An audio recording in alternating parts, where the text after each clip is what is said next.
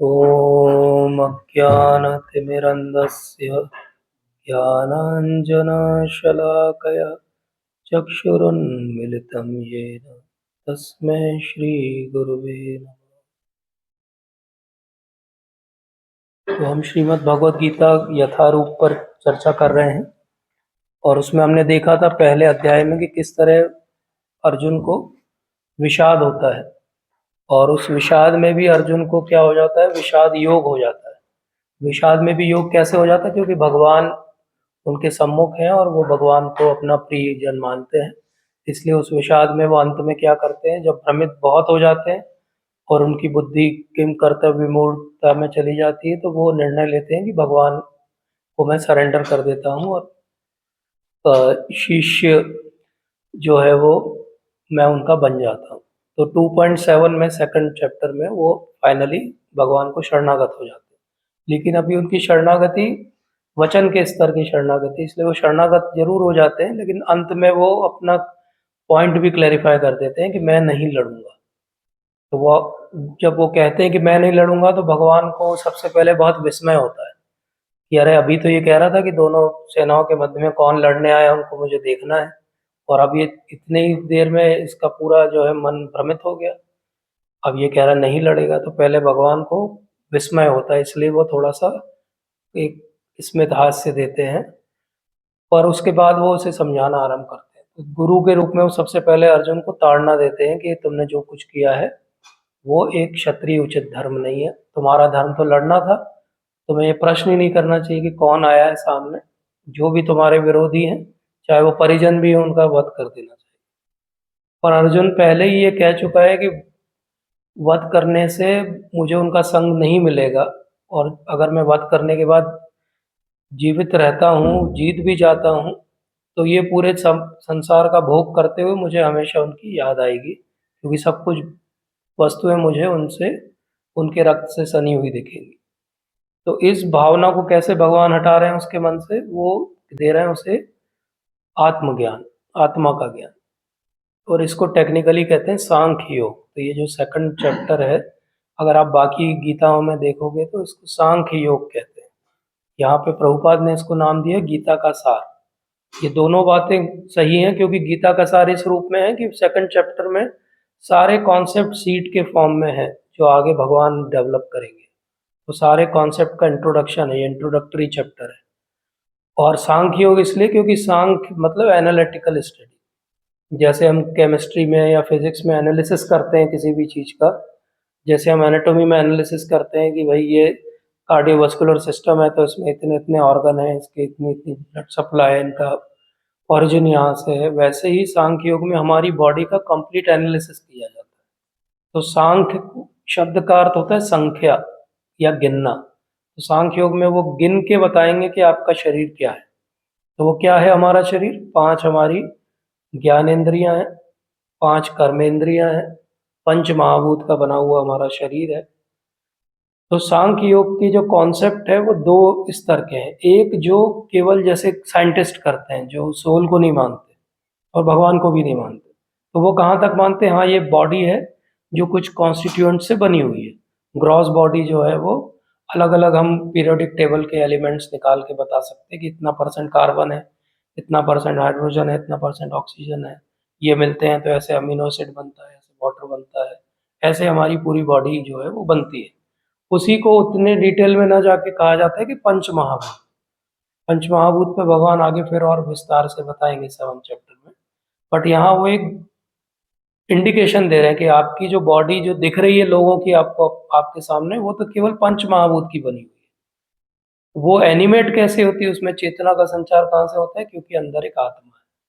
तो अब भगवान कंट्रास्ट करेंगे आगे के श्लोकों में कि एक शरीर है और एक आत्मा है, एक शाश्वत है, एक हमेशा विनाश को प्राप्त होता है। तो ये बड़ी इनकम्पेटिबल सिचुएशन है कि एक अविनाशी वस्तु को हम ऐसे उसमें डाल दें कवर में जिसका विनाश होता, तो ये कभी भी बहुत अच्छी सिचुएशन नहीं रहने वाली। क्योंकि अंदर आत्मा के रूप में हर जीवात्मा क्या चाहता है कि वो शाश्वत रहे, लेकिन शरीर शाश्वत नहीं रहेगा। अब शरीर को भी कहाँ डाल दिया गया, 3 गुणों के अधीन प्रकृति में, जो कि पूरे समय परिवर्तनशील है। अब आप सोचो, प्रकृति पूरे समय बदल रही है, घटनाएं पूरे समय बदल रही हैं, शरीर पूरे समय बदल रहा है और उसके अंदर एक आत्मा बैठी है जो बदलना नहीं चाहती, तो कितनी इनकम्पेटिबिलिटी होगी। ऐसा समझो कि आप चौराहे पे खड़े हो और पूरे समय ट्रैफिक हर तरफ चल रहा है, लेकिन आप चाहते हो कि कोई भी बदलाव ना हो, आप वैसे ही रहो। अंग्रेजी में जिसको हम फिजिक्स में पढ़ते थे फ्लक्स, कि फ्लक्स में है सिस्टम, मतलब कि आप एक मैग्नेटिक फील्ड में हो जो पूरे टाइम वेव्स जो है चल रही है और आप उसके बीच में चाहते हो कि आप में कोई परिवर्तन ना आए।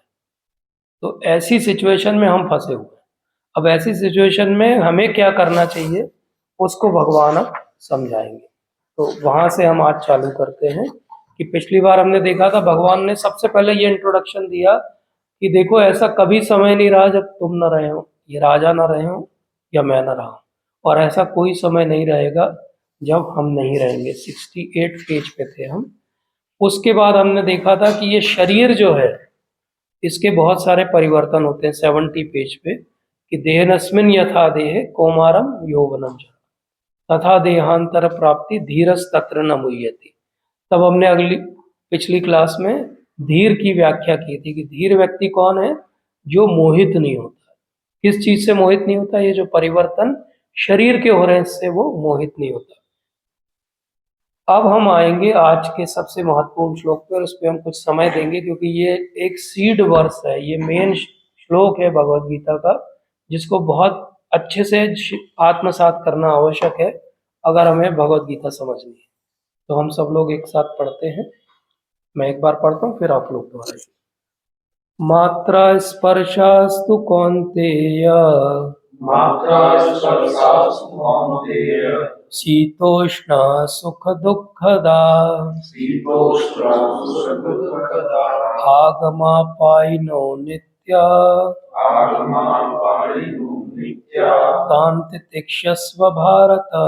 सांस्थितिक्षस्व भारत। मात्रा स्पर्शास्तु कौन्तेय, मात्रा स्पर्शास्तु कौन्तेय, शीतोष्ण सुख दुःखदा, शीतोष्ण सुखदुःखदा, आगमापायिनो नित्या, आगमापायिनो नित्या, तं तितिक्षस्व भारत। सांस्थितिक्षस्व भारत। आप पढ़ना चाहिए। मात्रा स्पर्शास्तु कौन्तेय, मात्रा स्पर्शास्तु कौन्तेय, शीतोष्ण सुख दुःखदा, शीतोष्ण सुख दुःखदा, आगमापायिनो नित्या, आगमापायिनो नित्या, सांस्थितिक्षस्व भारत।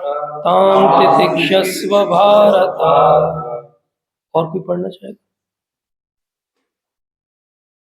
मात्रा स्पर्शास्तु कौन्तेय, मात्रा स्पर्शास्तु कौन्तेय, शीतोष्ण सुख दुःखदा, शीतोष्ण सुख दुःखदा, आगमापायिनो नित्या, आगमापायिनो नित्या, सांस्थितिक्षस्व भारत। तां तितिक्षस्व भारत। हे कुंती पुत्र, सुख तथा दुख का क्षणिक उदय तथा काल क्रम में उनका अंतर ध्यान होना सर्दी तथा गर्मी की ऋतुओं के आने जाने के समान है। हे भरतवंशी, वे इंद्रिय बोझ से उत्पन्न होते हैं और मनुष्य को चाहिए कि अविचल भाव से उनको सहन करना सीखे। तो ये बहुत ही महत्वपूर्ण श्लोक है क्योंकि ये बहुत महत्वपूर्ण कॉन्सेप्ट भी है पूरी भगवत गीता में। बार बार ये बात आएगी कि ये जो द्वंद्व हैं, सर्दी गर्मी, सुख दुख, हानि लाभ, जय पराजय, इनके ऊपर हमको उठना पड़ेगा। ये द्वंद्व कहाँ से आते हैं? तो इसका ओरिजिन यहाँ पे भगवान ने बताया कि मात्रा स्पर्शास्तु कौन्तेय, ये जितने द्वंद्व हैं ये केवल स्पर्श से आते हैं। अब इसको हम फिजियोलॉजी के आधार पर समझे तो हमारे रिसेप्टर्स हैं, वही हमको बताते हैं सर्दी है गर्मी है। हमारे स्किन पे जो रिसेप्टर्स हैं वही बताते हैं पेन है कि प्लेजर है। तो जो भी हमारे अनुभव होते हैं मात्रा स्पर्शास्तु कौन्तेय, स्पर्श से होते हैं। किस चीज का स्पर्श हो रहा है? दो चीजें एक दूसरे से टच हो रही है। वो जो सेंसरी इनपुट है वो सेंसरी ऑब्जेक्ट के साथ हो रहा है। मान लीजिए किसी का स्पाइनल कॉर्ड कट जाए और उसको लोअर लिम्ब में पैरालिसिस हो जाए, अब आप उसको पिन भी चुभाओगे तो दर्द नहीं होगा। क्यों? क्योंकि स्पर्श नहीं हो रहा, पिन है वहां पे लेकिन वो रिसेप्टर्स नहीं। तो मात्रा स्पर्शास्तु कौनते है, मतलब सेंसरी इनपुट जो है उसके आधार पे जब हम समझते हैं तो हमें लगता है कि हाँ गर्मी है कि सर्दी है। अगर हमारे यहाँ पे थैलेमस में कुछ प्रॉब्लम हो जाए, थर्मो रेगुलेशन डिस्टर्ब हो जाए हमारा, तो हम वो समझना बंद कर देंगे कि गर्मी है कि सर्दी है। या बहुत सारी ऐसी डिजीजेस होती हैं जिनमें आदमी ये समझना बंद कर देता है कि पेन है कि प्लेजर है, स्टॉइक हो जाता है वो, उसको दोनों चीज एक सी लगने लगती है। तो यहाँ पे भगवान कह रहे हैं कि मात्रा स्पर्शास्तु कौनते, मात्रा स्पर्शा जो इंद्रिय विषय हैं उनका जब इंद्रियों के साथ संयोग होता है तब हमें लगता है कि सर्दी है चाहे गर्मी है, अच्छा है बुरा है, मान है अपमान है, जय है पराजय है। तो ये द्वंद्व कहाँ से आते हैं? ये द्वंद्व हमारे स्पर्श से आते हैं। वही चीज किसी के लिए सुख होगा, किसी के लिए वो दुख हो जाएगा। अगर कोई 1000 रुपये रोज कमाता होगा, वो जिस दिन 100 रुपये कमाएगा उसके लिए वो दुख हो जाएगा। लेकिन कोई 10 रुपये कमाता होगा, 100 रुपये कमा लेगा, उसके लिए वो सुख हो जाएगा। तो सुख दुख क्या है? रिलेटिव है, रिलेटिव है। ये रिलेटिविटी कहाँ से आती? मात्रा शब्द दिया उन्होंने, इंद्रियों के लिए क्या शब्द का उपयोग किया, बहुत ब्यूटीफुल है ये बात, ये कॉन्सेप्ट ही बहुत ब्यूटीफुल। इंद्रियों को उन्होंने इंद्रिय नहीं बोला भगवान ने, उन्होंने क्या बोला? मात्रा। मात्रा मतलब क्वांटिटी। हमारी सारी इंद्रियां क्या करती? बस क्वांटिटी मेजर करती रहती, ज्यादा है कि कम है, ज्यादा है कि कम है, सर्दी ज्यादा है कि कम है। जब ज्यादा गर्मी रहती है तब हम सब लोग क्या बोलते हैं? अरे सर्दी के दिन ज्यादा अच्छे। जब ज्यादा सर्दी आ जाती है, अरे थोड़ी धूप निकल जाती तो ज्यादा अच्छा रहता। पूरे टाइम हमारा दिमाग एक ही गुणा भाग में लगा, मात्रा कम है कि ज्यादा है, पैसे कम है कि ज्यादा है, सुख कम है कि ज्यादा है, मेरा मान सम्मान कम है कि ज्यादा है। जब जब वो कम होता है हमको दुख होता है, क्योंकि सारी इंद्रियां हमारी यही देख रही, कम है कि ज्यादा है। रिलेशनशिप में कोई व्यक्ति कम है कि ज्यादा है, कोई पहले सुंदर था अब नहीं है तो कम है कि ज्यादा है, कोई पहले हमारी बात सुनता था अब नहीं सुनता, कम है कि ज्यादा है।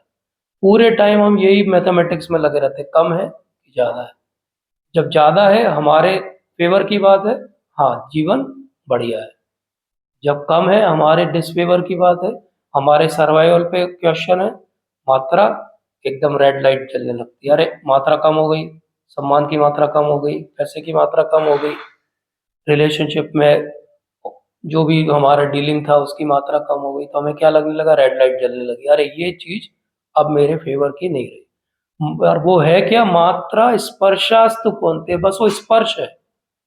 हाथ हटा लोगे आप तो नहीं है, हाथ हटा लोगे तो नहीं है। इसका अंडरस्टैंडिंग क्या हुआ कि जितना भी सुख दुख है वो केवल एक हमारा कॉन्सेप्ट है। जैसा हमने समझा, किसी के लिए हमारा वो दुख किसी के लिए सुख हो सकता है। कोई इंसान नाली में गिर जाए तो उसके लिए दुख है, लेकिन सूअर दिन भर नाली में रहता है, उसके लिए भी स्विमिंग पूल है। तो अलग अलग योनि में वो मात्रा स्पर्शास्तु कौनते अलग अलग हो जाएगा। अमेरिका में मात्रा स्पर्शास्तु कौनते अलग हो जाएगा, उनको आप नूडल्स दे दोगे वो खुशी खुशी खा लेंगे। इंडियंस को रोज आप नूडल्स खिलाओगे, फ्रस्ट्रेट हो जाएगा, बोलेगा कहाँ है मेरी रोटी सब्जी। मात्रा स्पर्शास तो कौनते है। तो मात्र स्पर्श से हम कोई भी चीज को सही या गलत समझते हैं। ये पूरी जो रियलिटी हमको दिखती है वो एक्चुअली जैसी है वैसी दिखती नहीं हमको।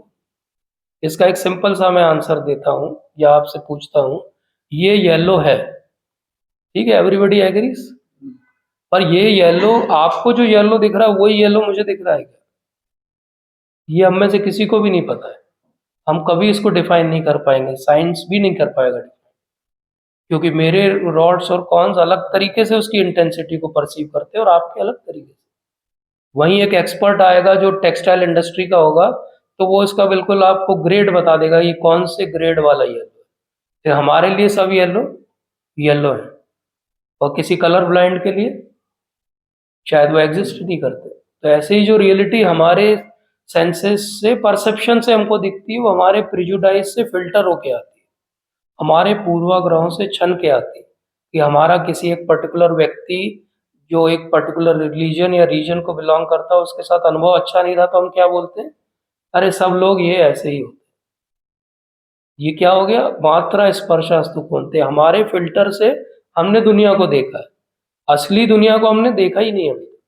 इसलिए भगवान क्या कहते हैं? मात्रा स्पर्शास्तु कौन्तेय। तो सेंसेस से जो कुछ आता है, परसेप्शन, चाहे वो हीट लाइट किसी भी फॉर्म में आए, वो सारे परसेप्शन हमको एक पर्टिकुलर सिचुएशन में ला के खड़ा कर देते हैं।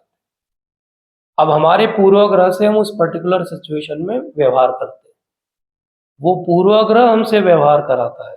सुख या दुख का अनुभव पूर्वाग्रह कराता है। वो 100 रुपए 10 रुपए कमाने वाले के लिए सुख का कारण बन जाते हैं, और वही 100 रुपए 1000 रुपए कमाने वाले के लिए दुख का कारण बन जाते हैं। तो सुख दुख उस 10 रुपए में नहीं है, सुख दुख उस सर्दी या गर्मी में नहीं है, सुख दुख उस सिचुएशन में नहीं है। सुख दुख का डेफिनेशन हमने मात्रा के हिसाब से अपनी डिफाइन की हुई है। हमको अगर उससे ज्यादा सुख कभी मिला हुआ है उस चीज में, तो हमारे लिए वो कम सुख क्या हो जाता है? दुख का कारण हो जाता है। तो हम अगर ज्यादा, जिसको बहुत एसी में रहने की आदत हो, उसके लिए ये वाली धूप भी परेशान कर देगी। और जो रोज काम करते हैं बाहर, उनके लिए वो बोलेंगे आज तो मौसम अच्छा है यार, धूप कम है। तो ये क्या हो गया? हमारी मात्रा किसने डिसाइड की? हमारे परसेप्शन और हमारे पास्ट एक्सपीरियंसेस ने। इसलिए भगवान कहते हैं मात्रा स्पर्शास्तु कौन्तेय, तुम्हारे जितने अनुभव हैं केवल सेंसेस के परसेप्शन है और कुछ भी नहीं है। इससे तुम ये मत डिसाइड करो कि ये सुख है कि दुख है। ये सब कैसे? न केवल ये है कि हमारे सेंसेस से डिफाइन होने वाले हैं, ये सब आने और जाने वाले हैं। आगमा पाइनो, आते और जाते रहते। अभी सर्दी जाने वाली है, अब गर्मी आएगी, बारिश आएगी, फिर सर्दी आएगी। तो ये साइकिल जैसे सर्दी गर्मी की चलती रहती है, ऐसे ही साइकिल सुख दुख की चलती रहती है। जैसे आज हम शाम को बात करेंगे जब प्रहलाद महाराज की, तो प्रहलाद महाराज बहुत अच्छी बात कहते हैं। वो कहते हैं कि सारे लोग लगे हुए सुख प्राप्ति के लिए, सुख चाहिए, सुख चाहिए, सुख चाहिए। कोई दुख को इनविटेशन नहीं देता है, लेकिन बिना इनविटेशन के दुख आता है। जिस तरह बिना इनविटेशन के दुख आता है, उसी तरह बिना इनविटेशन के सुख भी आता है। और हमको लगता है हमारे प्रयास से, मैंने प्रयास किया इसलिए मेरे जीवन में सुख आया। अरे आपके जीवन में उतना सुख लिखा था, आप प्रयास नहीं करते तो भी आता। जैसे आपने दुख को तो किसी ने इनविटेशन नहीं दिया था, किसी ने किसी दिन ये डिसाइड नहीं किया मैं बहुत दिन स्वस्थ रह लिया हूं, अब एक काम करते थोड़ा बीमार होके देखा जाए। लेकिन अस्पताल भरे हुए हैं सारे। मतलब बिना इनविटेशन के बीमारी आती, बिना इनविटेशन के एक्सीडेंट आते हैं, बिना इनविटेशन के जीवन में रिलेशनशिप में प्रॉब्लम्स आती है। हम तो इनवाइट नहीं करते। जैसे हम उनके लिए प्रयास नहीं करते और वो आते हैं, ऐसे ही सुख भी बिना प्रयास के ही आते हैं। हमें ऐसा लगता है कि हमारे प्रयासों से हमने सुख को अर्जित किया। इसलिए जैसे सीजन आते जाते हैं, ऐसे सुख दुख भी आता जाता है।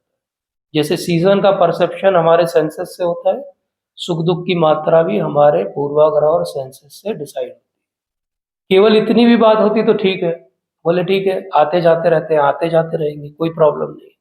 लेकिन उसके साथ एक और प्रॉब्लम क्या? आगमा पाइनो अनित्य। ऊपर से बड़ी एक और प्रॉब्लम है कि वो अनित्य है।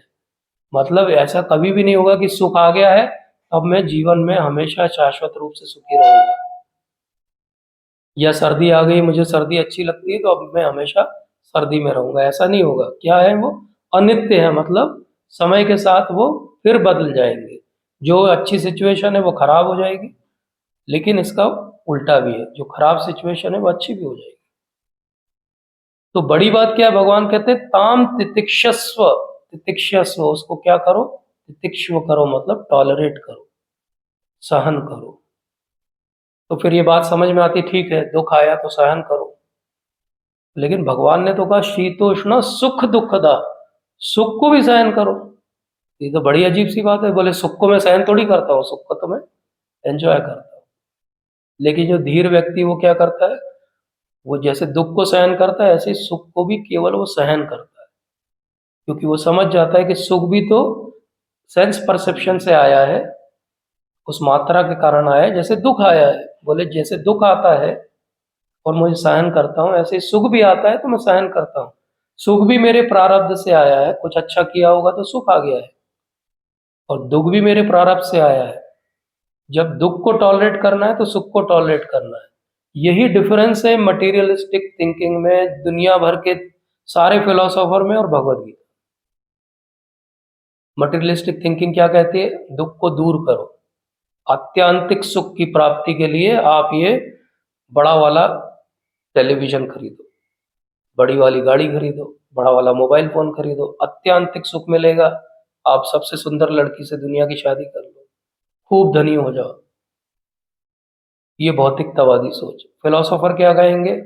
फिलोसोफर डिप्रेस टाइप की बात करेंगे, अरे वो तो सभी दुखी हैं, सभी दुखी हैं, फाइनली ह्यूमन लाइफ का एम एक ही है, दुखी रहना है, तुम भी रहो दुखी, कोई बात नहीं। भगवत गीता क्या कहती है? भगवत गीता टॉप पूरी फिलोसॉफी को पलट देती है। भगवत गीता कहती है सुख में भी दुखी रहो और दुख में भी सुखी रहो।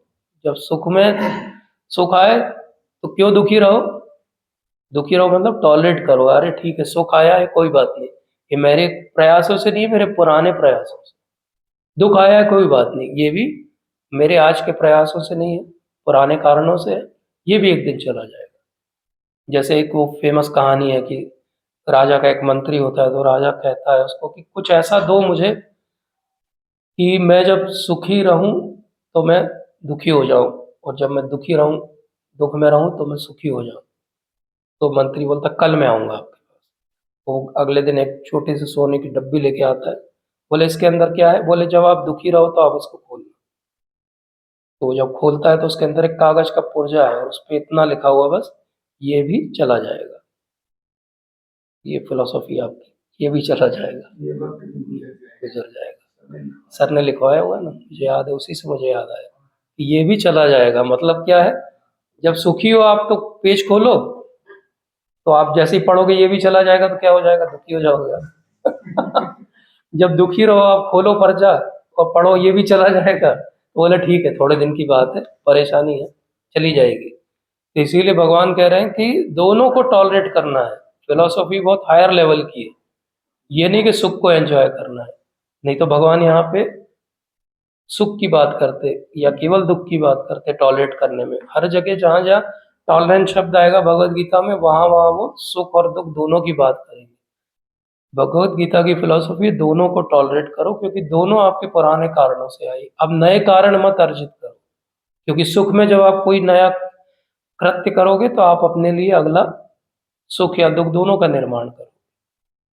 तो भगवत गीता क्यों ये कहती है कि सुख के भी पीछे नहीं भागना है? क्योंकि सुख के पीछे भागते हुए जो आपके कर्म होंगे वो आपको अगले शरीर का निर्माण करके देंगे, और उस शरीर में रहते हुए आप बहुत सारी गलतियां करोगे, फिर अपने लिए दुख का निर्माण करोगे। ज्यादा अच्छा है कि सुख दुख की साइकिल से बाहर निकल के आ जाओ।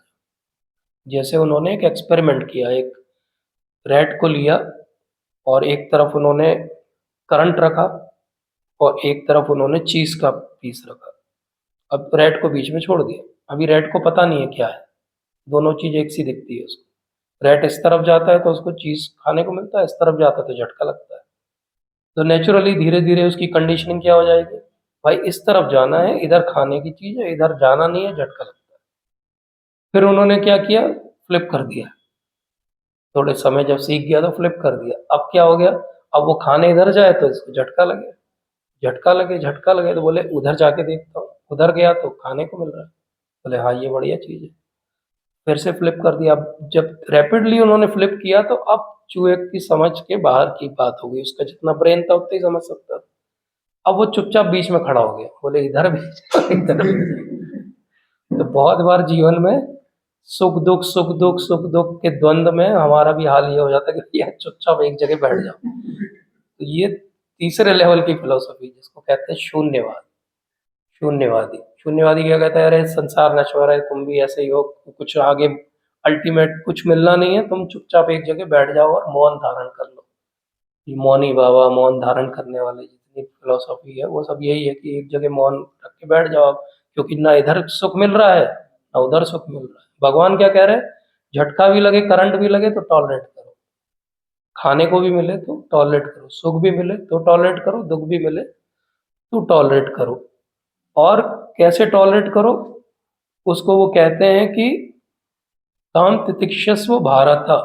तो भगवान ने एक ही श्लोक में अर्जुन को दो नामों से संबोधित किया, एक कौन्तेय और एक भारत। क्यों ऐसा किया, इसके पीछे भी रीजन है, क्योंकि अर्जुन कंफ्यूज्ड है, तो भगवान दोनों तरफ के उसके लीनियज से याद दिला रहे हैं कि कौन्तेय मतलब कुंती के पुत्र के रूप में भी तुम्हारी माता ने बहुत कुछ सहन किया जीवन में। शूरसेन की पुत्री थी वो, और फिर उनको कुंती भोज को दत्तक पुत्री के रूप में दे दिया गया। तो उन्होंने सहन किया अपने पिताजी से भी हो, अपने परिवार से भी हो। जब वो कुंती भोज के यहाँ पल रही थी, दुर्वासा मुनि ने उनको वरदान दे दिया। और वरदान क्या दे दिया, जिस देवता को बुलाओगे उससे तुम्हें पुत्र हो सकता है। उनको लगा ऐसे ही बोल के चले गए, यंग थी, कम उम्र की थी, उन्होंने सोचा एक्सपेरिमेंट करके देख लेते हैं, सामने सूर्य नारायण दिख रहे हैं, इन्हीं को बुला देते, और एक पुत्र हो गया। अब उस पुत्र कर्ण का वियोग जीवन भर उन्हें सहना पड़ा। फिर उसके बाद शादी हो गई उनकी, इस तरफ आ गई वो, लेकिन फिर उनके पति को श्राप मिल गया, फिर पति की असमय मृत्यु हो गई। फिर बच्चे देवताओं से जो हुए, उनको दुर्योधन और उनकी पार्टी ने बहुत परेशान किया। तो जीवन भर कुंती महारानी ने क्या किया, सहन किया। और फिर भी वो पहला स्कंद हम पढ़ें तो कुंती महारानी की प्रार्थनाओं में वो क्या कहती है, हे भगवान मेरे ऊपर ऐसी विपत्तियां आती रहे, क्योंकि इन विपत्तियों के कारण मुझे आपकी स्मृति बनी रहती है। तो सहना, और कुंती के रूप में वो याद दिला के बोल रहे हैं सहने का भी लेवल है बहुत ऊपर का। हम भी सहते हैं जीवन में, हाँ, सर्दी सहन की हमने कोट पहन के, गर्मी सहन करेंगे अभी एसी चला के, हम भी सहन करते हैं कि नहीं करते, हाँ। और भी एक तरह से हम सहन करते हैं। तो हमारा बॉस हो, अच्छा नहीं हो, तो हम सहन करते हैं। सामने तो यस सर, जी सर, बिल्कुल सर, आपसे अच्छा कोई नहीं है सर, वो पीछे जैसे ही गया वो क्या करते हैं। तो एक सहन करने का लेवल है कुड़ के सहन करना। कुड़ते रहते हैं हम, अंदर कुड़ रहे हैं, नेगेटिविटी भरी हुई, बिल्कुल वॉल्केनो बना हुआ है, और बाहर जी सर बिल्कुल सर, आपसे महान कोई नहीं है। ये नहीं सहना होता है। भगवत गीता का सहना ये वाला सहना नहीं है। कुड़ के सहना सहना नहीं होता। हाँ, कुड़ के सहना, न कर पा रहे हो कुछ इसलिए सहना, नपुंसक बन के सहना, ये सहना नहीं है। भगवत गीता का पैराडाइम ये वाला टॉलरेंस नहीं है। तम तितिक्षस्व भारत कह रहे हो, जैसे जो भरत महाराज हैं, यहाँ जो भरत महाराज हैं वो कुरुवंश के भरत महाराज, दुष्यंत और उनके पुत्र भरत, जो जब छोटे से थे तो वो शेर के साथ खेलते थे, शेर के बच्चों के साथ खेलते थे। तो बड़े महान राजा हुए, तो बोले राजा के रूप में उन्होंने बहुत कुछ सहन किया। बाद में उन्होंने, जब वो यंग थे तब उन्होंने अपना राज्य को त्याग दिया। पर ये वो वाले भरत महाराज नहीं जो हिरण बने, वो अलग। पॉइंट ये है कि भारत के रूप में भी तुम्हारा लीनियज क्या है, सहने वाला लीनियज। कुंती के रूप में भी तुम्हारा लीनियज क्या है, सहने वाला लीनियज। दोनों में से किसी ने भी कुड़ के सहन नहीं किया था। दोनों ने कैसे सहन किया था, ब्रेवरी के साथ में, वीरता के साथ में, सामने आके चीजों को सहन किया। इतना सहन किया था कि जब ये लड़ाई होने वाली अवश्यम भावी हो गई, तो बेसिकली कुंती महारानी के पास कृष्ण और अर्जुन दोनों गए थे। तो वहां पे कुंती महारानी, महाभारत आप पढ़ोगे तो वो एक आशीर्वाद देती है।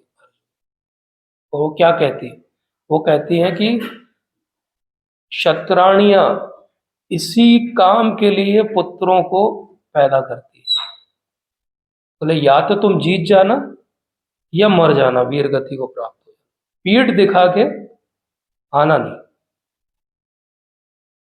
तो she is such a brave lady, जबकि उनको पता है कि हो सकता है मारे जाएं सारे के सारे, लेकिन वो क्या कहती है कि इसीलिए तुमको पैदा किया, जाओ लड़ो और जीतो या वीर गति को प्राप्त हो। तो इसलिए यहाँ पे टॉलरेंस क्या है, टॉलरेंस का मतलब है अंदर से भी टॉलरेंस और बाहर से भी टॉलरेंस। हम ज्यादातर टॉलरेट क्या करते हैं, बाहर से टॉलरेट करते हैं चीजें, क्योंकि हमारा बस नहीं चलता है, हमारी सुनवाई नहीं होती है। हम घर में टॉलरेट करते हैं ना, ये सब्जी बनी है, खाना है तो खा लो, नहीं खाओगे तो कोई बात नहीं, भूखे रहो, आपके लिए कोई नई चीज नहीं बनेगी। तो आप उड़ के क्या करते हो, सहन करके खा लेते हो। लेकिन क्या कर रहे हो, वो टॉलरेंस नहीं है। कोई सोचे कि अरे हाँ मैं तो घर में बहुत टॉलरेट करता हूँ, मेरा दिन भर ही कुछ ना कुछ जो है वो बेइज्जती होती रहती है, मैं टॉलरेट करता रहता हूँ। कॉलेज में, स्कूल में कोई बच्चा बोले बहुत टॉलरेट करता हूँ, मैं बैक बेंचर हूँ, हर टीचर ही आके मुझे खड़ा कर देती है, तो बोले मैं टॉलरेंट हूँ क्या, बोले नहीं, ये टॉलरेंस नहीं है। टॉलरेंस है अपने धर्म का पालन करते हुए जो विपत्तियां हैं उनको जब आप सहन करते हो उसको कहते हैं टॉलरेंस। टॉलरेंस का लेवल ये नहीं है कि मैं अपना काम नहीं करता हूँ और मुझे डांट पड़ती है तो मैं ढीठ टाइप का बन के सुन लेता हूँ, बोले मैं तो बहुत टॉलरेंट। टॉलरेंस बहुत अलग लेवल पे, स्पिरिचुअल टॉलरेंस का लेवल बहुत हाई है। इसलिए उन्होंने क्या कहा, बाहर और अंदर दोनों तरफ टॉलरेट करो। बाहर की सिचुएशन अभी हमने देखा था शुरू में, ये संसार अनित्य है, ये शरीर अनित्य है, तो ये तो चेंज होता रहेगा, जैसे स्लाइड शो बदलता रहता है। जैसे हम कार्टून में देखते हैं, कार्टून जब हम देखते हैं तो हमको लगता है कि ये तो एक फ्लो में चल रहा है, बट एक्चुअली कार्टून कैसे बनते हैं, अगर आप बहुत स्लो करोगे, अलग अलग पिक्चर्स हैं वो, जिनको उन्होंने रैपिडली इतना फास्ट चलाया कि आपका रेटिना उसके रिफ्लेक्स को समझ नहीं पाया और उसको लगा कि ये तो चल रहा है।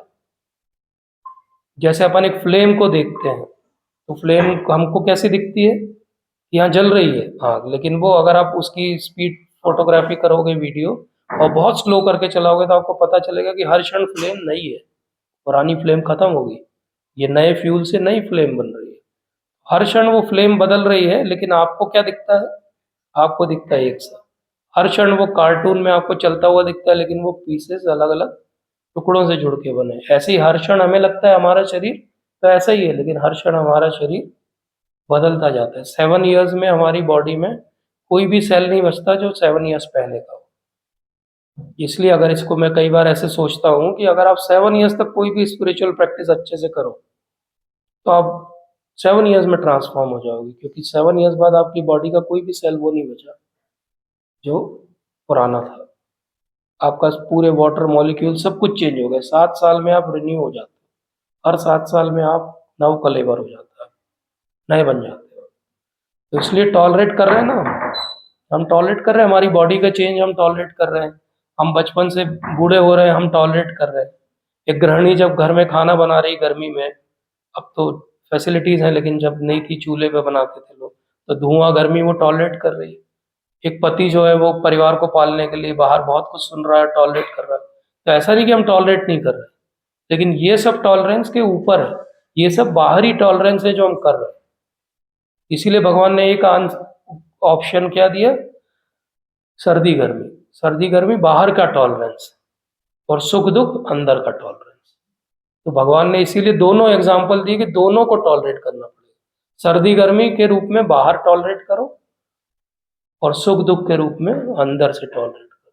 तो अंदर से टॉलरेंस कहाँ से है, अभी इंपॉर्टेंट बात है।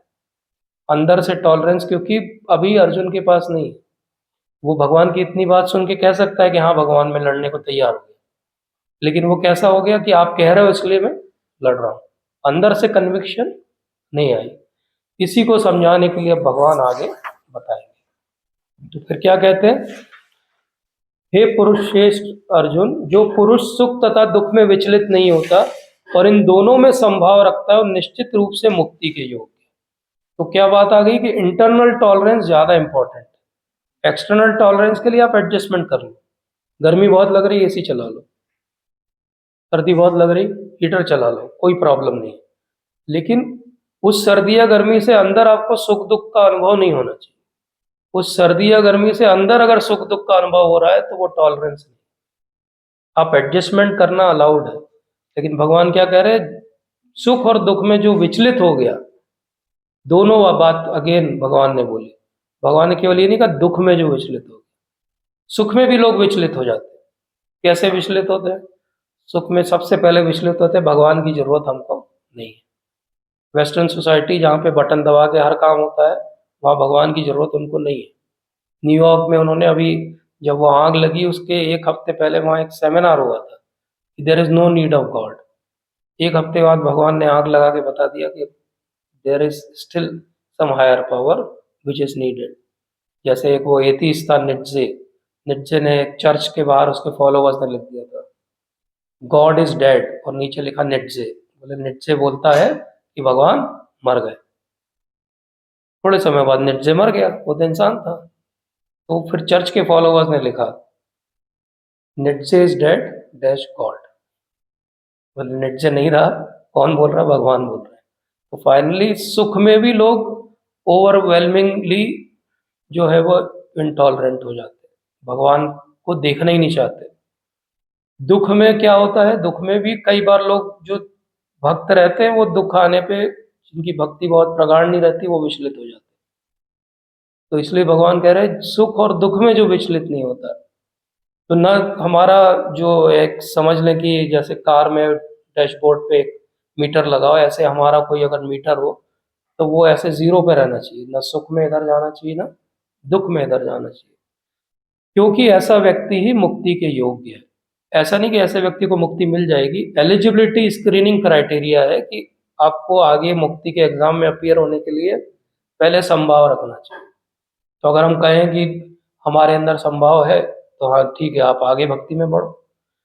अब फिर वो कहते हैं कि तत्वदर्शियों ने यह निष्कर्ष निकाला है कि असत का तो कोई चिर अस्तित्व नहीं है, किंतु सत अपरिवर्तित रहता है। उन्होंने इन दोनों की प्रकृति के अध्ययन द्वारा यह निष्कर्ष निकाला। तो वही पॉइंट जो हम कह रहे थे, पेज नंबर 73 पे है ये।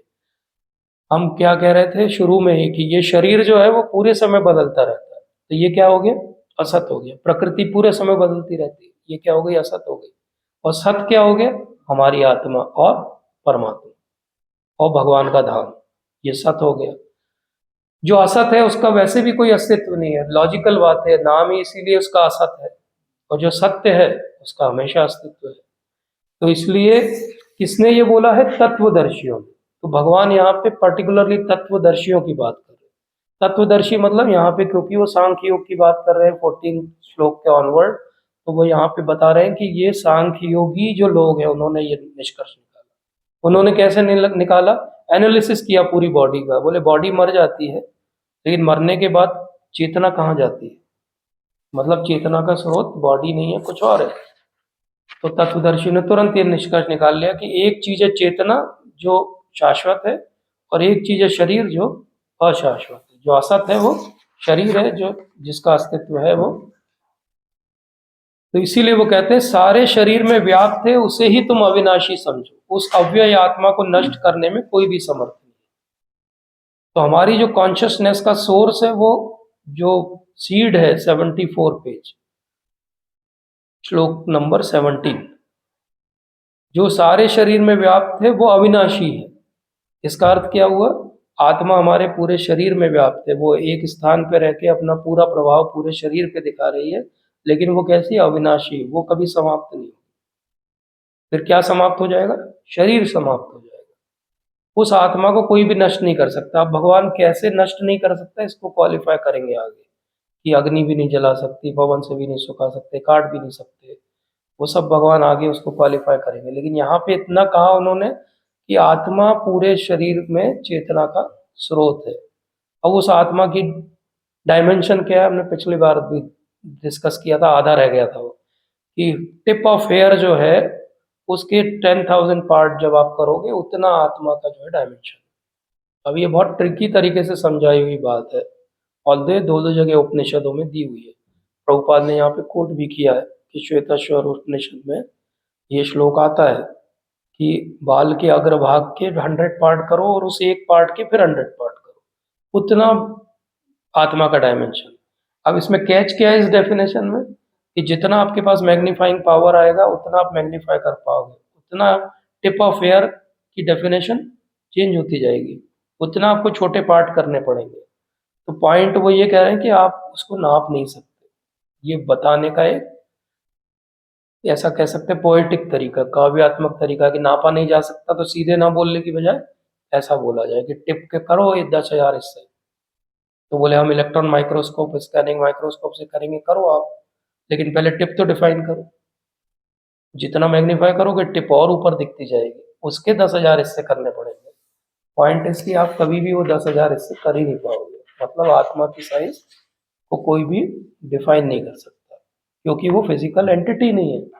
जो जिस चीज की एंटिटी होगी उसको वैसे नापना पड़ेगा। कोई बोलेगा कि ये रोशनी कितनी है, इसको आप स्केल से नाप के बताओ, तो आप बोलोगे कि नहीं, इसके लिए तो हमको फोटोमीटर लगेगा, तब हम बता पाएंगे कितने लक्स की ये जो रोशनी आ रही है। आप स्केल से नहीं नाप सकते इसको। तो इसीलिए इस अविनाशी, अप्रमेय तथा शाश्वत जीव के भौतिक शरीर का अंत अवश्यम भावी है, अतः है भरतवंशी युद्ध करो। तो भगवान यहाँ पे अपने पूरे जो भी कॉन्सेप्ट अभी तक दिया उसका सर्कल क्लोज कर देते। वो बोलते ये सब मैं तुम्हें इसलिए समझा रहा हूँ कि लड़ो भैया, लड़ो, क्योंकि ये तो वैसे भी खत्म हो जाएगा शरीर इनका, तुम नहीं लड़ोगे तो क्या। एक भीष्म पितामह को छोड़ दो, बाकी तो सब मृत्यु को अपने आप ही समय के साथ प्राप्त हो जाएंगे, उनको इच्छा मृत्यु का वरदान है। बोले लड़ो तुम, जब ये समाप्ति होने वाले हैं तो तुम क्यों इसमें। इसीलिए वो कहते हैं कि जो इस जीव आत्मा को मारने वाला समझता है, जो इसे मरा हुआ समझता है, वे दोनों ही अज्ञानी है, क्योंकि आत्मा ना तो मारता है न मारा जाता है। क्योंकि अभी बता ही दिया उन्होंने कि वो तो शाश्वत है। आत्मा अगर शाश्वत है तो जो मारोगे भी तुम, तो तुम्हारे अस्त्र शस्त्र से केवल उनका शरीर नाश होने वाला, आत्मा का नाश नहीं होने वाला। और इसीलिए फिर वो सेलिब्रेटेड श्लोक कहते हैं, हम सब पढ़ेंगे इसको। श्लोक नंबर 20। न जायते मृते वा कदाचित् नायते मृते वा कदाचित् नायं भूत्वा भविता वा न भूयः नायं भूत्वा भविता वा न भूयः अजो नित्य शाश्वतोऽयं पुराणो अजो नित्यः शाश्वतोऽयं पुराणो न हन्यते हन्यमाने शरीरे। न हन्यते हन्यमाने शरीरे। कोई पढ़ना चाहे? न जायते मृते वा कदाचित् न जायते मृते वा कदाचित् नायं भूत्वा भविता वा न भूयः नायं भूत्वा भविता वा न भूयः अजो नित्यः शाश्वतो अयं पुराणो अजो नित्य शाश्वतोऽयं पुराणो न हन्यते हन्यमाने शरीरे। न हन्यते हन्यमाने शरीरे। तो पिछले ये 6-7 जो श्लोक थे उनका ये कंक्लूजन है। सारी बात जो वहां भगवान ने एक एक करके बोली थी उसको पूरा समराइज कर दिया कि आत्मा के लिए किसी भी काल में न तो जन्म है न मृत्यु, वह न तो कभी जन्मा है न जन्म लेता है न जन्म लेगा, वह अजन्मा नित्य शाश्वत तथा पुरातन है, शरीर के मारे जाने पर भी वह नहीं मारा जाता। तो ये सारी बातें जो अभी तक हमने समझी उसको भगवान ने समराइज करके बहुत ही ब्यूटीफुली कि न तो कभी जन्म है न मृत्यु है, मतलब शाश्वत है। और भगवान ने तीनों डायमेंशंस में बता दिया, ना तो पास्ट प्रेजेंट न फ्यूचर, कभी भी उसका जन्म नहीं होता है। नहीं तो कोई कह सकता था कि ठीक है आज वो अभी के लिए कह रहे हैं कि इनका जन्म नहीं है या इनकी मृत्यु नहीं है, क्योंकि वो धर्म युद्ध में खड़े हैं। हो सकता है ये कुरुक्षेत्र के बाहर चले जाए तो आत्मा जो है मर जाती होगी या फिर से बन जाती होगी। भगवान इसीलिए कह देते हैं पहले से ही कलयुगी लोगों के लिए कि तीनों टाइम फ्रेम में मैं कह रहा हूँ रेफरेंस में कि आपका कभी भी जन्म नहीं हुआ था। और ये बहुत बहुत इम्पोर्टेंट बात है, क्योंकि बहुत सारी हमारी जो सेल्फ कॉन्कॉक्टेड फिलोसफीज हैं वो एक इस लाइन से खत्म हो सकती है। अगर हमारा कभी भी जन्म नहीं हुआ था, अगर हमारा अभी भी जन्म नहीं हुआ है और हमारा कभी भी और जन्म नहीं होगा, इसका अर्थ क्या हुआ? इसका अर्थ ये हुआ कि हम पास्ट प्रेजेंट और फ्यूचर के टाइम जोन के बाहर के व्यक्ति हैं। हम अपनी गलती के कारण इस जाल में फंसे हुए टाइम के, आत्मा के रूप में हम इस टाइम के बियॉन्ड एंटिटी हैं। क्योंकि जो टाइम के बियॉन्ड एंटिटी होगी वही ये बात बोल सकती है कि पास्ट प्रेजेंट फ्यूचर। तो टाइम के बियॉन्ड हमारी आत्मा भी है और टाइम के बियॉन्ड भगवान भी है। इसलिए इन दो के अलावा सब चीज टाइम फ्रेम के अंदर चलती है। क्योंकि टाइम फ्रेम के अंदर चलती है इसीलिए उसमें परिवर्तन होता है। अब एक बार आप सोचो कि टाइम हटा दिया जाए तो कोई वृद्धि नहीं होगा, किसी का जन्म नहीं होगा, कोई चीज का क्षय नहीं होगा। आगे भगवान कहेंगे कि मैं काल हूं, मैं सब चीजों का क्षय करता हूं। काल के रूप में भगवान ही की एनर्जी है ये जो क्षय करती है। काल का एक ही काम है, क्षय करना, समाप्त करना। जो हमें उत्पत्ति होते दिखती भी है वो क्षय के बाद की एक्चुअली स्थिति है, लेकिन एक्चुअल काम काल का एक ही है, समाप्त करना वस्तुओं को। तो इसलिए काल के बियॉन्ड है हम, इसीलिए हमारा कभी ना जन्म हुआ है, ना होगा, ना हो सकता है। इसीलिए हम कैसे हैं? अजन्मे हैं। केवल अजन्मे से भी बात पूरी नहीं होती। अजन्मे हो और मर जाए ऐसा तो हो ही सकता है। इसलिए भगवान कहते हैं कि अजन्मे भी हो और नित्य भी हो, न केवल अजन्मे हो, नित्य भी हो। जैसे हमने एक बार डिस्कस किया था, यही किया था, अमर होना अलग है, चिरंजीवी होना अलग है। अमर होना मतलब कि एक टाइम फ्रेम में आप बहुत दिन तक जिंदे रहते हो, चिरंजीवी मतलब कुछ कल्पों तक जिंदे रहते हो। नित्य होने का मतलब है टाइम के बियॉन्ड हो आप। इसलिए भगवान ने कहा आप अजन्मे भी हो, आप नित्य भी हो। लेकिन फिर भी ये बात हो सकती है कि नित्य हो कोई, लेकिन फिर भी टाइम के कंस्ट्रेन में हो, फिर भी वो शायद टाइम के साथ कुछ बदलाव हो जाता हो उसके अंदर, बूढ़ा हो जाता हो। जैसे भीष्म पितामह जो है वो इच्छा मृत्यु का वरदान है, लेकिन बूढ़े तो हो रहे हैं, 400 साल के हो गए, शरीर तो वृद्ध हो रहा है उनका, मर नहीं रहे। तो इसलिए वो तीसरी चीज क्या कहते हैं, शाश्वत हो। शाश्वत हो, जैसे हो वैसे ही रहोगे। तो आप न केवल अजन्मे हो, न केवल पुरातन हो, शाश्वत हो और नित्य हो। चार आपकी ऐसी क्वालिफिकेशन है। उसको ऐसे सोचना चाहिए जैसे आर्मी में वो यहाँ टांग के घूमते हैं ना मेडल्स, ऐसे चार मेडल हमारे यहाँ टंगे हुए यहीं पे आत्मा में, ये चार मेडल हम सब टांग के घूम रहे हैं। लेकिन क्या हमारा व्यवहार ऐसा है कि ये चार मेडल हम डिजर्व करते हो? क्योंकि वो चार मेडल कोई टांग के घूमे तो उसको और चूहे को देख के भाग जाए, कोई आर्मी वाला बोले वीर चक्र मिला है इनको, और एक छिपकली गिरे और भाग जाए, कॉकरोच से डर जाए, तो क्या बोला जाएगा उसको? बोले ये नकली है लगता है, गलत व्यक्ति ने वर्दी पहनी हुई है, मेडल रिश्वत से कमाए लगता है। ऐसे ही हम ये चार मेडल टांग के घूम रहे हैं, अजन्मा, नित्य, शाश्वत, पुरातन, और फिर हम दुखी हैं। अब ये बताओ डाइकोटॉमी कैसी है? ये कैसा चीज है जो टॉलरेट कर रहे हैं? बोले हम अगर हम नित्य हैं, अजन्मे हैं, तो हमको वो रियलाइजेशन क्यों नहीं होता? वो रियलाइजेशन होना चाहिए हमें। तो इसलिए भगवान फिर कहते हैं, हे पार्थ, जो व्यक्ति यह जानता है कि आत्मा अविनाशी, अजन्मा, शाश्वत तथा अव्यय है, वह भला किसी को कैसे मार सकता है या मरवा सकता है? और हमारे कॉन्सेप्ट में क्या बात इंपॉर्टेंट है? कैसे मार सकता है, मरवा सकता है? हमें तो कोई लड़ाई नहीं लड़नी। तो अपने बारे में सोचना है कि हम अपनी मृत्यु की कितनी तैयारी करते हैं। हमारे दिन में कितनी बार थॉट आते कि मैं मर गया अगर जल्दी तो मेरे परिवार का क्या होगा? हम कितनी सारी उसके लिए इंश्योरेंस स्कीम्स, प्लानिंग्स करते हैं। लेकिन हम कितनी बार ये प्लान करते हैं कि एक्चुअली मैं जब ये शरीर छोड़ के जाऊंगा तो मेरा क्या होगा? अगर हम ये समझते हैं कि हम अजन्मे हैं, पुरातन है, शाश्वत हैं, तो हमारी प्लानिंग तो उधर की भी होना चाहिए। हमारी प्लानिंग केवल यहाँ की नहीं होना चाहिए।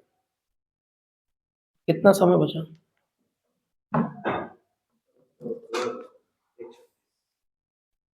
10 मिनट है?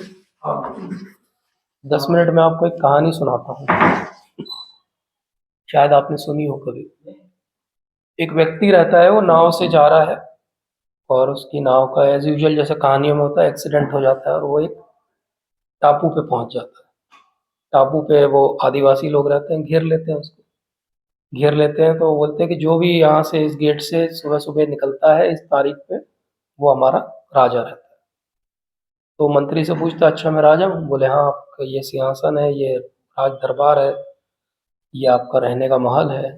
बोले आप एंजॉय करो, 1 साल आप रहोगे राजा। बोले 1 साल क्यों? बोले हाँ, हमारे यहाँ नियम है, 1 साल वो व्यक्ति को राजा बनाते हैं, 1 साल के बाद बोले ये इसके पार एक बहुत घना जंगल है जहाँ बहुत हिंसक पशु हैं, वहाँ पे हम उनको छोड़ देते हैं। तो बोले फिर क्या होता है? बोले फिर क्या होगा, 1 आध 2 दिन और रहते होंगे वो जीवन में, हिंसक पशु खा के खत्म कर देते हैं। बोले अच्छा ऐसा है? बोले हाँ 1 साल, लेकिन आप एंजॉय करो। 1 साल के बाद अब बोले आप जा तो वैसे भी नहीं सकते, पहरेदारी लगी हुई है, आप भाग तो सकते नहीं। तो राजा बोलता है ठीक है, ठीक है, मैं बन जाता हूँ राजा। उसको राजा बना देते हैं। अब वो क्या करता है, वो यहाँ से लोगों को उस तरफ बोलता है, ऑर्डर देता है। एज ए राजा तो कोई भी ऑर्डर दे सकता है। वो बोलता है कि जाओ वो सारे पेड़ कटने चाहिए, वहाँ पे झोपड़ियाँ बनानी है, वहाँ लोगों को बसाना है। और ये लोगों के साथ 1 साल बहुत अच्छा व्यवहार करता है और धीरे धीरे बहुत सारी बसाहट उस जगह कर देता है। और 1 साल के बाद इस हो जाता है इसका राजपाट पूरा, सिंहासन से उतार देते हैं। बोले अब हम छोड़ के आ रहे हैं आपको नाव से उधर, बोले यहाँ छोड़ के आ जाओ, कोई प्रॉब्लम नहीं। जैसे ही वहाँ पहुँचता है तो वो सब जिनको इसने बसाया रहता है वो बोलते हैं अरे हमारे राजा साहब आ गए हैं, अब ये यहाँ राज करेंगे। तो उनको क्या बना देते हैं, वहाँ का राजा बना देते हैं। तो ऐसे ही हमको भी एक नदी को क्रॉस करना है इधर से इधर। हमारी इधर की तो बहुत सारी तैयारी, इंश्योरेंस स्कीम्स, प्लानिंग, एक एक मिनट की मॉनेटरी, एकेडमिक, प्रमोशंस, लेकिन पार करने के बाद जब वहाँ ले जाएंगे हमको, तो वहाँ की कौन सी तैयारी है हमारी? वहाँ पे भी तो तैयारी करनी पड़ेगी, क्योंकि भगवान ने कहा कि आप तो अविनाशी हो, आप नित्य हो, आप मृत्यु के बाद भी एग्जिस्ट करोगे। तो हमारी उधर की भी उतनी तैयारी होना चाहिए। जैसे उस राजा ने तैयारी कर ली तो वो बच गया, वो वहां जाके भी राजा बन गया। अगर वो तैयारी नहीं करता तो उसका जीवन तो समाप्त ही था। इसलिए भगवान कहते हैं वामसांसि जीर्णानि यथा विहाय नवानि गृह्णाति नरोपराणि तथा शरीराणि विहाय जीर्णानि अन्यानि संयाति नवानि देहि।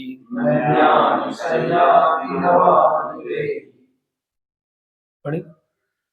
वासांसि जीर्णानि यथा विहाय मांसांसि जीर्णानि यथा विहाय नवानि गृह्णाति नरोपराणि नवानि गृह्णाति नरोपराणि तथा शरीराणि विहाय जीर्णानि तथा शरीराणि विहाय जीर्णानि अन्यानि संयाति अन्यानि संयाति नवानि देहि। नवानि देहि।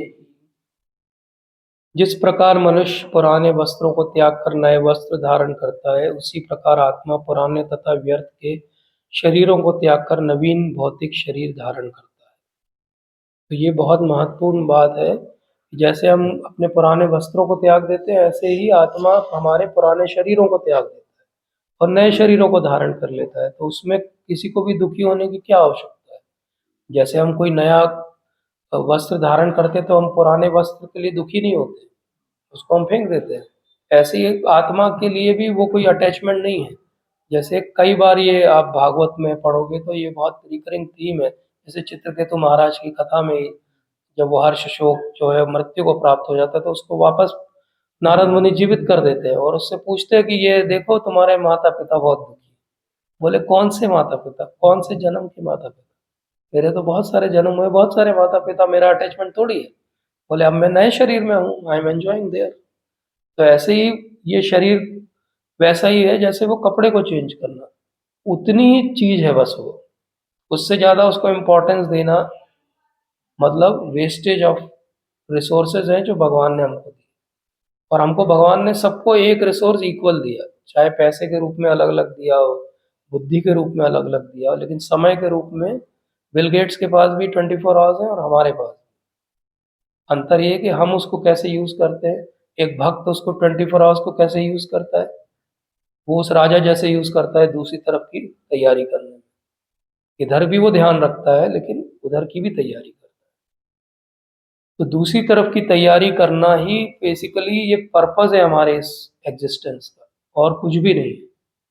क्योंकि बाकी तो सब हमने देखा बदल जाएगा, शरीर बदल जाएगा, शरीर के साथ नाते रिश्ते बदल जाएंगे, उनके साथ हमारा व्यवहार और हमारा उनके साथ व्यवहार बदल जाएगा। लेकिन एक बात जो हमेशा रहेगी वो आत्मा रहेगी, और एक व्यक्ति जो उनके साथ हमेशा रहेगा वो परमात्मा रहेगा।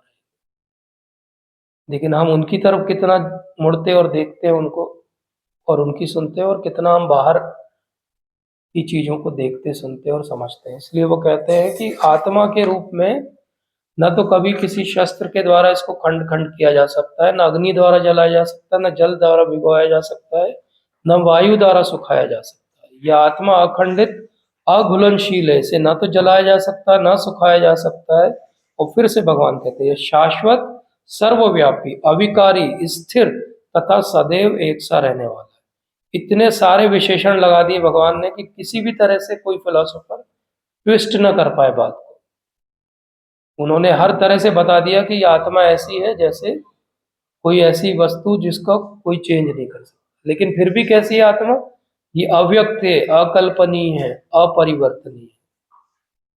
अगर आपको ये पता लग जाए कि शरीर तो कपड़े चेंज करने जैसा है, तो शरीर की मृत्यु पे शोक करने की कोई आवश्यकता नहीं। लेकिन अगर कोई ये भी सोचे, भगवान फिर एक दूसरा डायमेंशन दे देते हैं, पेज नंबर 84, कि यदि तुम ये भी सोचते हो कि आत्मा तथा जीवन का लक्षण सदा जन्म लेता है, सदा मरता है, तो भी हे महाभाव तुम्हें शोक करने का कोई कारण नहीं। क्योंकि अगर सदैव जन्म भी होता है, कोई बात नहीं, फिर से उसका जन्म हो जाएगा। तो अगर ये भी मानते हो कि हर बार एक नई आत्मा है, तो कोई टेंशन की बात नहीं। अगर आप ये भी मानते हो कि शरीर का समापन हो जाता है, आत्मा शाश्वत है, तो भी कोई टेंशन की बात नहीं। तो दोनों सिरे से अर्जुन को वो मोटिवेट कर रहे हैं कि तुम लड़ो। क्यों? क्योंकि जिसने जन्म लिया है उसकी मृत्यु निश्चित है, और मृत्यु के पश्चात पुनर्जन्म भी निश्चित है। इसलिए अपने अपरिहार्य कर्तव्य पालन में तुम्हें शोक नहीं करना चाहिए। तो आत्मा के लेवल पे अंडरस्टैंडिंग से क्या होता है? अगर कोई पूछे कि हाँ हमने मान भी लिया थ्योरेटिकली कि आत्मा होती है, तो उससे क्या होता है? अपने कर्तव्य पालन में आप अडिग हो जाते हो, आप अपने कर्तव्य पालन सही से कर पाते हो। अब भगवान इस बात को कहाँ ले जा रहे हैं? ड्यूटी पे ले जा रहे हैं, मतलब कर्म पे ले जा रहे हैं। तो भगवान कहाँ से चले थे? सांख्य से चले थे। एनालिटिकल स्टडी से उन्होंने बताया बॉडी और सोल अलग अलग है। उस बात को वो कहाँ ले आए? जब सोल का इंपॉर्टेंस समझ गए आप, तब आप अपनी ड्यूटी करो। मतलब भगवान कह रहे हैं कि कर्म अच्छे से करो। अब आगे कहाँ ले जाएंगे इस बात को? अब वो आगे ले जाएंगे कर्म कांड पे, कि तुम जीतोगे तो तुम यहाँ भोग करना, मर जाओगे तो स्वर्ग में भोग करना। तो कर्म कांड के आधार पे भी कोई नुकसान थोड़ी हुआ तुम्हारा लड़ने से। तो कर्म के आधार पे ड्यूटी समझ के लड़ो। कर्म कांड के आधार पे इसलिए लड़ो क्योंकि तुम जीतोगे तो यहाँ भोग करोगे, मर जाओगे तो वहां भोग करोगे। सांख्य के आधार पे क्यों लड़ो? क्योंकि सांख्य के आधार पे तुमने समझ लिया कि आत्मा तो हमेशा अस्तित्व में रहती है, और तुम भी एक आत्मा हो, सामने वाले भी आत्मा है। ये जो चल रहा है तो खेल है शरीर का। तुम्हारा आज मौका है, तुम मार दो, उनका मौका लगेगा, वो मार देंगे। शरीर तो हमेशा बदलता रहेगा, तुम छोड़ भी दोगे तो भी एक दिन मर जाएंगे। तो इस तरह से भी समझ लो, भगवान हर तरह से उसको घेर रहे हैं। बेसिकली अर्जुन को कोई भी एक्सक्यूज देने का वो ऑप्शन नहीं देना चाहते। तो आत्मा के तौर पे हम क्या समझे, हमारे लिए आत्मा कितनी महत्वपूर्ण है? बताइए, आत्मा हमारे लिए कितनी महत्वपूर्ण है? तो आत्मा एक्चुअली अव्यक्त है, अविनाशी है, स्थिर है। उसमें तो कुछ चेंज होगा ही नहीं। हमको उसी स्तर पे टिकना होगा जिसको अपन कभी टिकेंगे तो बाकी चीजें सेकेंडरी हो जाएंगी। यस, सेकेंडरी होते ही हमारा वो इम्पोर्टेंस उनका खत्म हो जाएगा। जैसे आत्मा के रूप में हमारा जो अस्तित्व है वो क्या है? सच्चित और आनंद का अस्तित्व है। जैसे एक अग्नि का बहुत बड़ा पुंज हो और उससे एक चिंगारी निकले, तो चिंगारी भी अग्नि का ही हिस्सा है। वैसे ही हमारी आत्मा भगवान का ही हिस्सा है, इसलिए पार्ट एंड पार्सल है। इसलिए क्या बात है इम्पोर्टेंट, कि आत्मा के तौर पे हम भी सच्चित और आनंद हैं। हम वही आनंद की खोज कर रहे हैं, लेकिन मटेरियल क्या यूज कर रहे हैं खोज के लिए? बॉडी को, जो कि विनाश को प्राप्त होने वाली है। और मोडस क्या है हमारा? ये प्रकृति, जो कि बदलने वाली है। तो हमारी सर्च सही चीज की है, लेकिन सर्च की जगह गलत है। जैसे एक जोक है कि एक बुढ़िया जो है वो खोज रही थी कुछ रात को एक गली में, तो एक लड़का वहां से गुजरा, तो उसने बोला कि क्या खोज रही है अम्मा जी, मैं हेल्प कर देता हूँ। बोले अरे मेरे 5 रुपए का सिक्का गिर गया, 5 रुपए का सिक्का। वो भी खोजने लगा, बहुत देर, आधा घंटा दोनों खोज रहे, बोले मिल नहीं रहा। बोले कहाँ गिरा था? बोले वो तो पिछली गली में गिरा था। बोले तुम यहाँ क्यों खोज रही हो? बोले यहाँ लाइट है ना, यहाँ स्ट्रीट लाइट है, दिख रहा है मेरे को, इसलिए मैं यहाँ खोज रही हूँ। तो कभी उसे मिलेगा क्या? उसको कहाँ खोजना पड़ेगा? जहाँ खोया था उसे। हम भी सुख खोज रहे हैं, लेकिन जो तरीका यूज कर रहे हैं, जो जगह यूज कर रहे हैं, वो उस अम्मा जी की तरह है कि जहाँ लाइट है वहां खोज रहे हैं, जो हमको दिख रहा है वहां सुख खोज रहे हैं, किसी और के शरीर में सुख खोज रहे हैं, किसी और की संबंधों में सुख खोज रहे हैं, किसी और सिचुएशन में सुख खोज रहे हैं, लेकिन सुख वहां है ही नहीं, वहां के लिए सुख बना ही नहीं है। अगर मिलेगा भी तो क्षणिक होगा, क्योंकि शरीर ही क्षणिक है। प्रकृति के साथ सब चीजें बदल जाएगी। जैसे होता है ना, मोस्टली हस्बैंड वाइफ की लड़ाई होती है तो क्या बोलते हैं? तुम बहुत बदल गए हो, बोलते हैं। शादी के पहले अलग थे। तो कॉन्फ्लिक्ट का रीजन क्या है? अगर आप वैसे ही रहते जैसे तब थे तो कोई कॉन्फ्लिक्ट नहीं थी। आप बदल गए ना, तो उन्होंने तुरंत एनालिसिस करके निकाला ना आपका कि बोले ये क्यों है तकलीफ में ये रिलेशनशिप, क्योंकि तुम बदल गए हो, है ना। बदलाव हमको परेशान करता है, बदलाव को हम एक्सेप्ट नहीं करना चाहते, क्योंकि आत्मा अपरिवर्तनीय है। आत्मा के तौर पे हम बदलाव चाहते ही नहीं है, लेकिन शरीर तो हर क्षण बदल रहा है, सिचुएशन हर क्षण बदल रही है। अब इस हर क्षण बदलती सिचुएशन में हमारी आत्मा एक्सेप्ट ही नहीं करती है उस चीज को, क्योंकि हमारी इनबिल्ट टेंडेंसी नहीं है उस चीज को एक्सेप्ट करने की। इसलिए हम हर जगह दुखी रहते हैं, हर सिचुएशन में दुखी रहते हैं। अंबानी भी दुखी है, और एक गली में जो सफाई कर रहा है व्यक्ति वो भी दुखी है, क्योंकि दोनों अपने अपने सिचुएशन से खुश नहीं है। कोई भी खुश नहीं है, क्योंकि आत्मा के तौर पे हम जो खोज रहे हैं वो किसी को भी नहीं मिला है। वो जिसको मिल गया वो हिमालय की गुफा में बैठ के भी खुश है, वो कहीं पे भी खुश है। तो अंतर क्या है? आत्मा जो खोज रही है वो सही खोज रही है, और वो वस्तु ऐसा भी नहीं कि नहीं है। कई बार ऐसा भी होता है कि हम खोजते हैं, हमको चीजें नहीं मिलती, तो हम क्या कंक्लूजन निकाल लेते हैं, हमारा कंक्लूजन है ये एग्जिस्ट ही नहीं करती।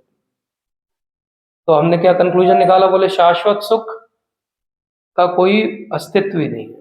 लेकिन ऐसा नहीं है, शाश्वत सुख है, लेकिन आपका ढूंढने का तरीका, नजरिया और जो प्रोसेस है वो गलत है।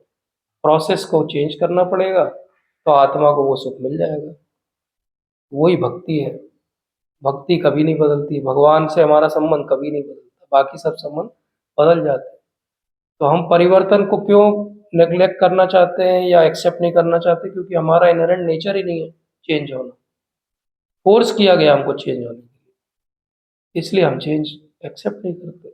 भगवत गीता का पहला टेक होम हमारे लिए आत्मा के तौर पे क्या है कि चेंज होगा दुनिया में एक्सटर्नल, लेकिन इंटरनल हमें चेंज नहीं होना चाहिए। हमारा कोई भी कंट्रोल नहीं बाहर के चेंजेस पे। कहो अभी अर्थक्वेक आ जाए और हम खत्म हो जाए, कोई कंट्रोल है हमारा? लेकिन इंटरनली हम उस समय मरते वक्त भी भगवान को याद करके फ्री हो सकते हैं। तो इंटरनली हमको चेंज होना पड़ेगा इस चीज को एक्सेप्ट करने के लिए कि बाहर का चेंज होने ही वाला है हमेशा, अच्छे के लिए या बुरे के लिए, दोनों चेंज को टॉलरेट करना पड़ेगा। तो आत्मा के तौर पे दूसरी सबसे बड़ी सीख है हमारे लिए टॉलरेट करना सीख। पहला एक्सटर्नल टॉलरेंस, और ज्यादा अच्छा और जरूरी इंटरनल टॉलरेंस। कुड़ के टॉलरेट नहीं करना है, बिना कुड़े टॉलरेट करना है कि हाँ ये मेरे ही कर्म है कि मैं ऐसा हूँ, मैं इस सिचुएशन में हूँ, मैंने किया था तो मैं किस पे गुस्सा हूँ? अगर कोई आके मुझ पे क्रोधित हो जाए तो मैं किस पे गुस्सा हूँ? किसी पे नहीं हो सकता। वो तो मुझे अपने कर्म वापस लाके दे रहा है, वो तो एक एजेंट है कर्म का। तो सर इसमें ऐसे तो हर आदमी मतलब जो मेरा क्वेश्चन बनता है तो जैसे बार बार अगर कोई कर रहा है उसको भी कुछ आएगा। मान लीजिए अगर कभी होता है ऐसा, वो अपने लिए नए कर्म क्रिएट कर रहा है, लेट हिम डू दैट। उसके तो अपने रिपर इतना वो हो कि अपने को वो ना हो। हाँ, हमें इतना मतलब केवल बाहर से सहनशीलता नहीं कि मैं भक्त बन गया इसलिए बाहर से मैं चार लोग देख रहे हैं, मैं गुस्सा हो गया तो लोग मेरा वीडियो बना के डाल देंगे, बोले बहुत बड़ी बड़ी बात करता है, देखो गुस्सा होते हुए दिख रहा है। एडमिनिस्ट्रेटिव पोजीशन पे आप हो और आपको कहीं गुस्सा करना पड़े एडमिनिस्ट्रेशन चलाने के लिए, वो एक अलग है। घर पे आपको बच्चे को कंट्रोल करने के लिए गुस्सा दिखाना पड़े वो अलग बात है, लेकिन वो यहाँ से नहीं आना चाहिए। वो एक्सटर्नल रहना चाहिए कि ठीक है डिसिप्लिन के लिए गुस्सा है, लेकिन अंदर से फीलिंग नहीं आना चाहिए। अंदर से आपको काम एंड क्वाइट रहना चाहिए। प्रभुपाद उसमें एग्जांपल देते हैं, जैसे एक तालाब रहता है उसमें एक पत्थर मारा हुआ है, कितने सारे वो रिपल्स बनते हैं, लेकिन एक शांत व्यक्ति का चित्त कैसा है? वो शांत तालाब जैसा जिसमें एक भी पत्थर नहीं गिर रहा है। बोला था कि अच्छे कर्म बुरे कर्म हमें बांधेगा, तो हम कर्म के बिना एक क्षण भी नहीं रह सकते। हाँ, भगवान आगे बताएंगे कि आत्मा के रूप में जो तीसरी सीख है अभी आई नहीं इसलिए अपन ने डिस्कस नहीं किया, वो ये कि आत्मा कभी भी चुपचाप नहीं रह सकती, पूरे टाइम एक्टिव है वो। और क्योंकि पूरे टाइम एक्टिव है तो वो कुछ ना कुछ सोचेगी, करेगी, कुछ ना कुछ वो करेगी। तो उसमें हमारा अंडरस्टैंडिंग क्या है। इसीलिए भगवान अब आगे जब कर्मयोग सिखाएंगे तो हमें सिखाएंगे कि आप ऐसे कर्म करो कि उसका रिएक्शन आपके ऊपर ना आए। मतलब आप एक्शन करो बट रिएक्शन ना आए, आप अकर्म करो। अकर्म कैसे करेंगे वो भगवान कॉन्शियसनेस को सिखाएंगे हमें। ठीक है, ठीक है प्रभु, thank you so much, thank you, Hare Krishna, बड़ा आनंद आया सर आज के दिन। थैंक यू प्रभु जी, सब आप लोगों की कृपा है प्रभु।